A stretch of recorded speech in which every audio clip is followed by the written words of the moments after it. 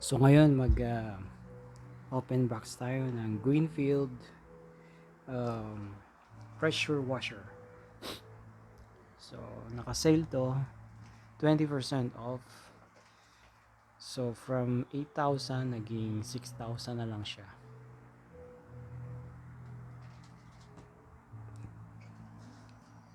Specification niya is 140 bar, which is mas mataas doon sa mga normal na 100 bar lang. So meron na siyang pressure niya 95 plus 5, then maximum niya is 140. Power consumption is 1,800 watts, 1,800, 220. Gross weight niya 11, medyo mabigat. Pressure hose niya is 5 meters, so mas mahaba. So net weight is 10 kilograms.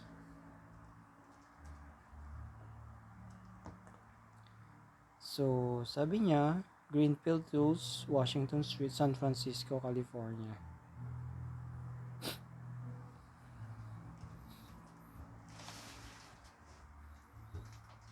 So Greenfield. So guys, ito normally may kita niya 100 bar yung sa iba na kagaya sa Black & Decker 100 bar lang yon. So ito mas mataas, tapos naka-sale pa, so yun na yung pinili ko. So this is the actual photo. Yan, mamaya i-open natin. Kaya namuksan siya. Ito yung loob.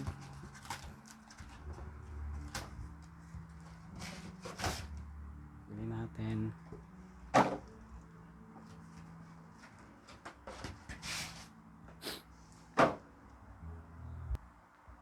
So guys, ito yung laman ng karton.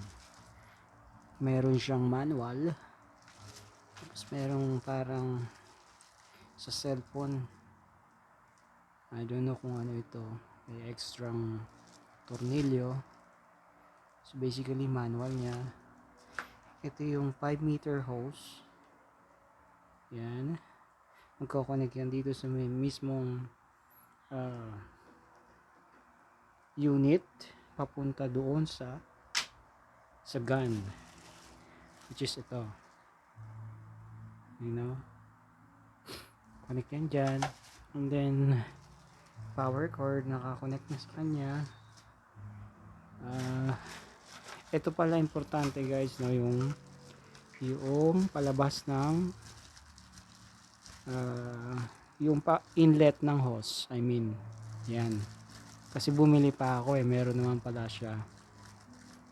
Sasalpak yan mamaya doon, tapos ito papunta sa hose, input ng water supply. Tapos merong dalawang parang paa, no? Tapos may laga, ang ganda sa kanya, may lagayan ng hose. So ito, lalagay mo yung hose, nandyan lang.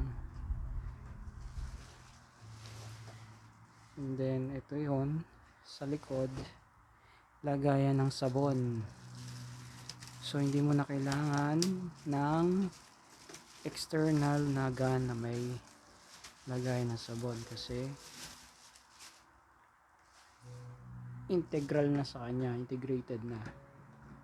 So lalagyan mo na lang ng sabon, ang car wash na sabon, liquid soap. Tapos ito yung papunta dito sa may ano niya, sa may either inlet or outlet sa gun. Tapos meron siyang cart na siya, parang cart na gulong, no?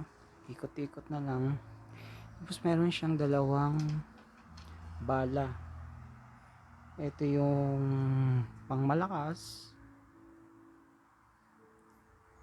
ito yung pang mahina, pang sabon. Ito yung pang malakas. So mamaya itatry natin kung gaano siya. Ito yung malakas, kasi isa lang yung exit point niya. Ito yung kakabit sa gun.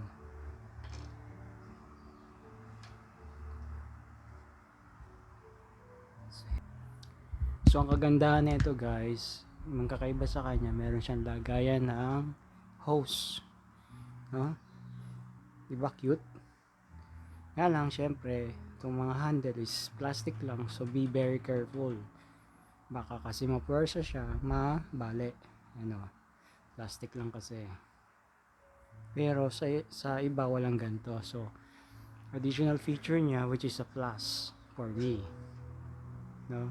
So mamaya lalagay natin yung hose dyan, which is this one, hose, and then i-assemble na natin. So yung number 1, lagay daw yung trigger gun holder, which is this one. Lalagay natin dito, snap on. Yon, dali lang, no? So snap on. Tapos katapos nun, number 2, installing the trigger gun protector. No, yun. Ito. So ito yun. Protector siya. Palagay natin dito. Oh. So snap on din supposedly dapat yan. Lagay natin. Yan, may guide naman siya eh. May guide siya. Ito.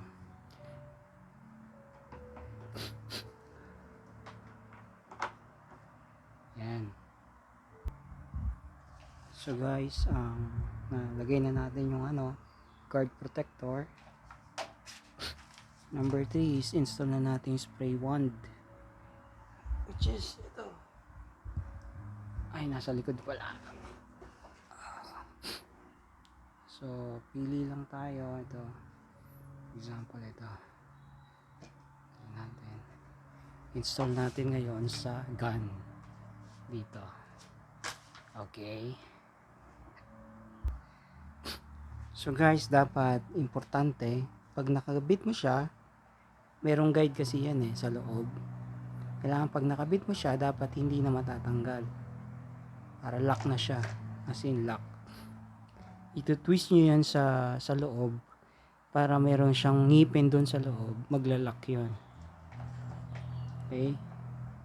Ito hindi na siya tatanggal, so okay na yan.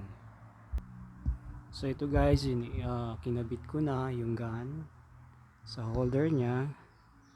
Kinabit ko na rin itong kanyang hose na nilagay ko rito. Then sa likod, kita nyo yung hose na yan papunta rito. So ito yung outlet papunta sa gun. So ikakabit naman natin yung inlet ng papunta sa hose supply ng tubig. Kagandahan yan, metal to, and then they provide nung converter. So papasok lang natin to. Supposedly plug and play.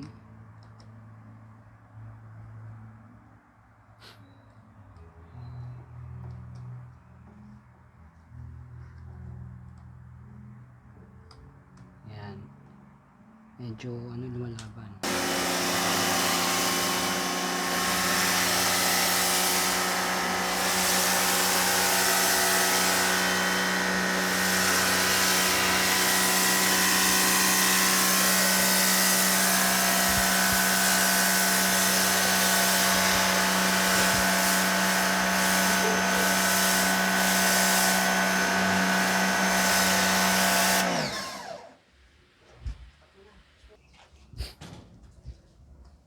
Setting connection punta sa hose.